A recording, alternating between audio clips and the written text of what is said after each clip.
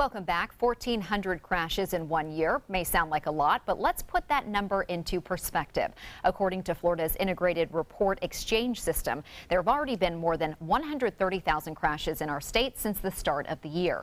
More than 2,000 of them were in Manatee County, more than 2,300 in Sarasota County, and nearly 1,000 in Charlotte. While incidents on the interstate only make up a fraction of total crashes, it can still be daunting to drive with high speed limits, construction, and heavy traffic. So how can you stay safe? Joining us now for more on tonight's topic is Florida Highway Patrol Trooper Ken Watson, Dr. Kathy Black, a professor of aging studies at the University of South Florida, Sarasota Manatee, and clinical psychotherapist Leslie Beth Wish. Thank you all for being with us. I have to start with Leslie Beth because I just want to know what all these props are. I looked over and I saw stuffed animals and a trophy and all, so I just need to know the story behind this. Well, these are the top reasons that people get into auto accidents. So let's start with the one most of us have seen happen, when you're at a stoplight and someone's eating. And someone's always got to go for that grape that fell somewhere else. So, or the French fry, or the French fry, or the sandwich that's as big as their face. How can they even see anything? So the first tip is don't eat and drive. Please don't do that. It's very dangerous. And people think that they can do it, but they can't. The next obvious one, obviously, is put that cell phone down.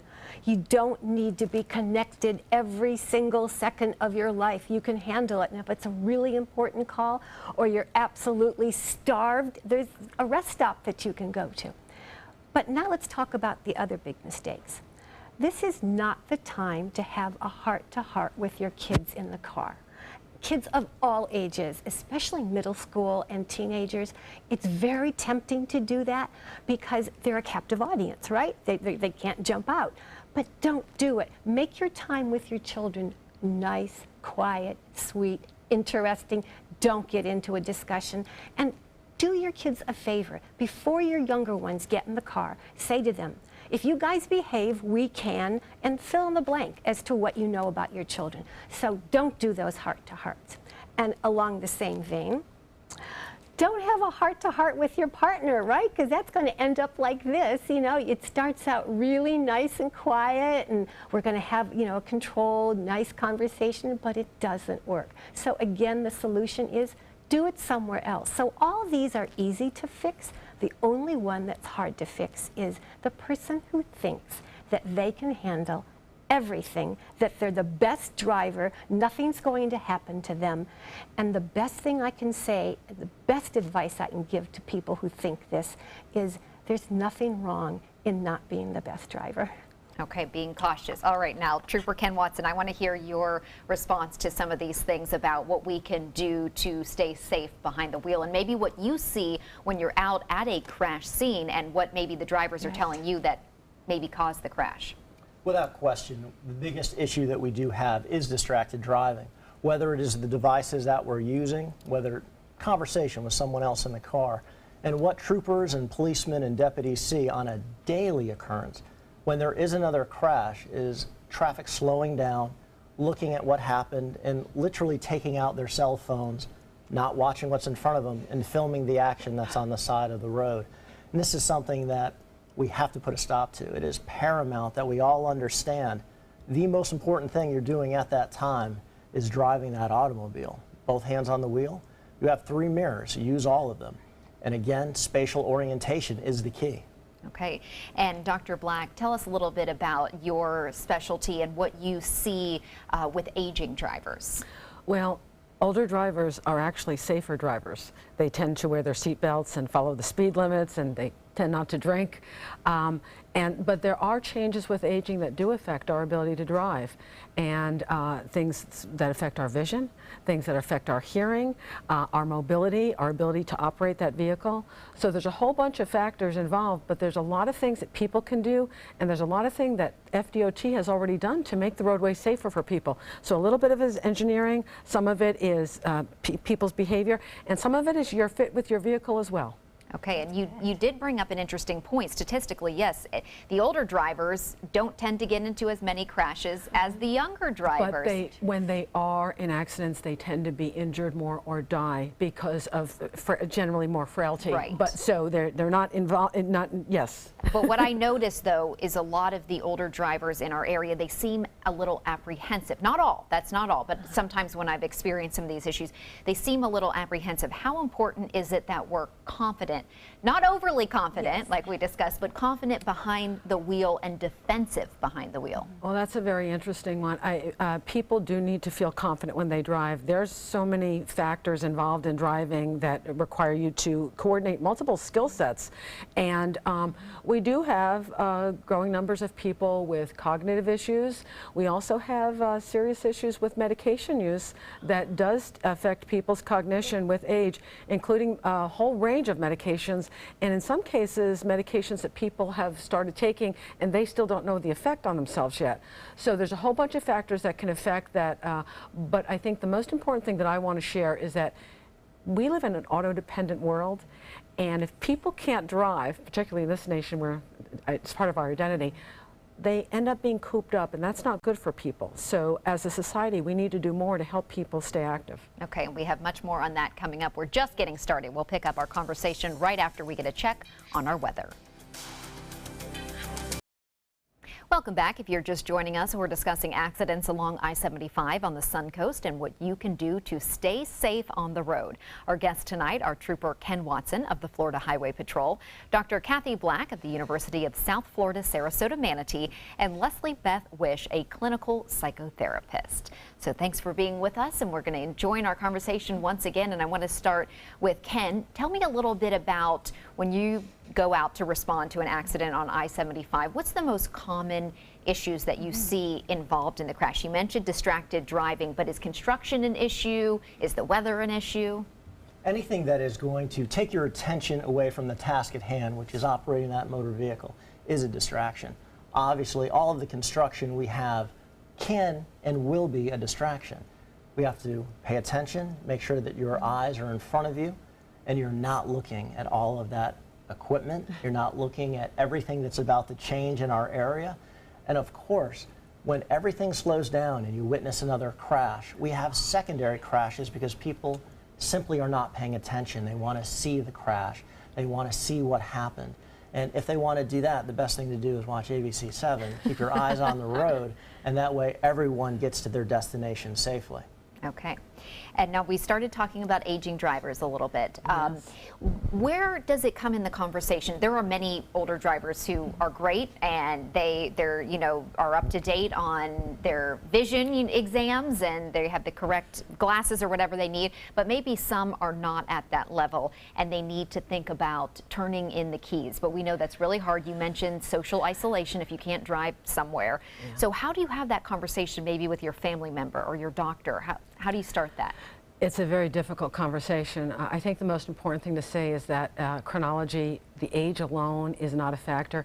People do age differently. Body senses do age at different rates. And so you can have somebody in their 90s with very good vision, for example, and somebody in their 20s with poor vision. So age in and of itself is never the factor. However, the Department of Motor Vehicles in the state of Florida, you require a vision test every 8 years until you are 80, and after age 80, it is 6 years. And people do have to follow that. It's very difficult. Families told us, caregivers told us, people told us how hard it is to get the keys away from someone because, again, people are so heavily dependent we live in a largely suburban area, and people really do need to drive to get where they're going. We've heard people expecting their doctors to tell them or expecting DMV to tell them, and it doesn't work like that. And so it's a real challenge for everybody. So is there a way to start that conversation if you think you have an aging parent who may need to think about turning in the keys? Yeah, you should be alert to some of the things that you might see, someone getting lost, dents on the car, people being fearful about going out. Those are triggers to maybe have that discussion and really begin that dialogue. But more importantly, when you take those keys away, we want to have options for people. People need to have options to still get out and get about, and then the transition's easier. I think it's something maybe trying to teach Uber or sign up for Uber on their behalf, or something like that could help. The ride-sharing options are really important. You have to have a smartphone to use them, and so it's not going to work for everybody today, but there are increasingly more services available in our community. Independent Transportation Network, ITN, is also wonderful. It's kind of like a taxi, but as volunteer drivers. There's a whole bunch of programs in our community that are helpful for people, and more things on the horizon, things like home-delivered things and video streaming for telemedicine. So there's a whole bunch of things that are out there that are going to make it easier for people to get access to what they need without driving. And SCAT and MCAT as well. Take advantage and SCAT of that. And MCAT. Yeah. Okay, so Leslie Beth, let's talk about maybe the stress behind the wheel. If you are having road rage, if people are feeling very stressed when they're out on I-75, what are some tactics for dealing with that? Well, you have to get proactive. Let's think of all the things you can do that can reduce that stress. How about getting the directions to where you're going the night before? Let's get familiar with the street names and a picture of the basic route, so you're not, so anxious about, which way do I go, and I'm angry and I missed this turn. The other thing you can do is get up a little earlier, and for women especially, put your makeup on at home. Okay, you can't trust that the light's going to turn red and that you're going to notice that it's red. And finally, and most importantly, don't do something which is so common. We've all done this before. So you get up early, you know the directions, if you're a woman, you've got your makeup on, all that stuff, and you notice that you've got a few minutes to spare. And what do? You start another activity, and then you end up running late, and you get in the car, and then you're racing to where you're going. So get proactive. We've all done that.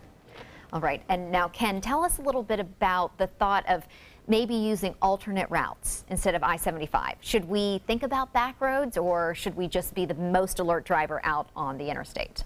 It all depends on where you're going and planning ahead, and obviously being alert, turning on the television, looking at your smartphone. If you have a device, you want to make sure that there is not a crash on the interstate, or make sure there's not a crash on US 41. When that happens, we talk about the alternate routes. Whether you're going to log on to the FHP website to find out what those routes could be, or if you are familiar with the area. But planning ahead, it is key. It's been brought up before. Leave a little bit early. You would be amazed at how quickly you will get to your destination when you are relaxed. True. Now, is it safer? Are there any statistics showing that these smaller back roads are safer, or that the interstate is safer? At this point in time, it depends on the variables. What time of year are we talking about? What is the weather? And you also have to understand that when we have to shut down the interstate, and now we are using what a lot of folks will call back roads, they become just as dangerous. Everyone needs to pay attention regardless of where we are. The interstate tends to be dangerous only because people tend to not pay attention, especially on a beautiful day. They figure that they'll have more than enough time to stop if something comes up. Bottom line is that's not true. That's why we always have to pay attention. And who is at fault when you do get into a crash? How do you all assess who is at fault at that point? Bottom line is our investigators will take notes on scene. We are looking at the damage to the vehicles. We are taking witness statements.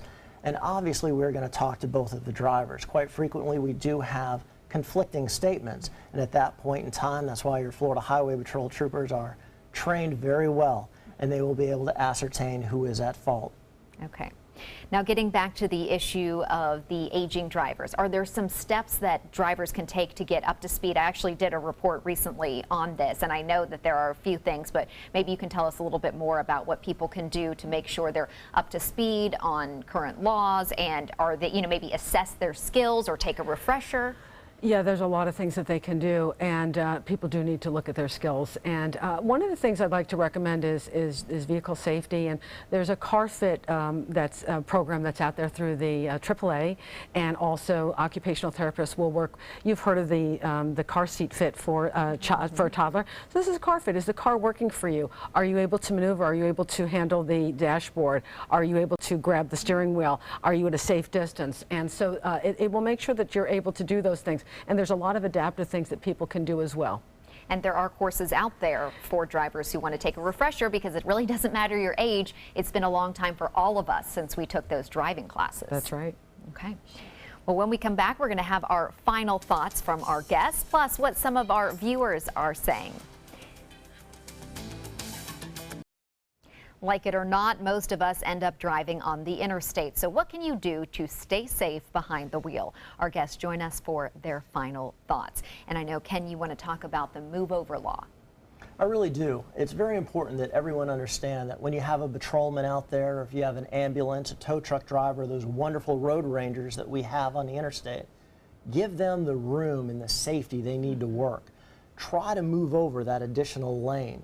If you're not able to do that, you want to slow down, making sure that they can safely work and clear that scene as quickly as possible so we can get that roadway opened up, not only quickly, but safely, and give you the opportunity to get to your destination in a reasonable amount of time. There's so many variables out there. There's a plethora of reasons why people get into these crashes. The bottom line is you need to let us clear them quickly and then get you on your way. All right, good. And Leslie Beth, your final thoughts. Yes, my advice might sound a little strange, but I want you to pretend that you are now your own mother. I want you to think about what it was like when you have a teenage child and you were so worried when they were behind the wheel, or maybe your sister, or brother, cousin, whatever, friend. And I want you to think of all the advice that you gave them and all the things that you worried about, and then make sure you do them for yourself behind the wheel. And maybe thinking about some of the things you did when you were first driving, being that extra cautious driver, we kind of let it go by the wayside as we've been driving for longer. Absolutely. And I mean, not bad advice if you had one of these stuffed animals, if you were getting in a road rage feeling, you know, just that's an idea. I mean, how could you get mad, right, if you were hugging a teddy bear? Well, you wouldn't want to have that in your lap. You know, you'd start reaching for it once the wheel turns. Okay, so maybe just a little stress ball. Just to get into a mindset. That's more important. All right. And Dr. Black, your final thoughts. Just if you wear your glasses, if you have a hearing aid, make sure you have your window open because wind can affect the hearing aid. Keep yourself as healthy in your range of motion so that you can turn your head and yield to those right-of-ways to those vehicles. And keep yourself as healthy as possible. And then consider those options that are available to you if you're unable to drive anymore. And if you're an aging driver watching right now and you're thinking, I don't even know where to go, who would I call? Florida Department of Transportation has a coalition of safe mobility, and it's just the most incredible resource. And it's Florida Department of Transportation Coalition for Safe Mobility. And people can also contact the Sarasota County Transportation, and they'll let them know what their options are as well. And AAA, as you mentioned. And AAA. All right. Well, thank you all for being with us tonight. Trooper Ken Watson is with the Florida Highway Patrol. Dr. Kathy Black is a professor of aging studies at USF Sarasota Manatee. And Leslie Beth Wish is a licensed clinical psychotherapist.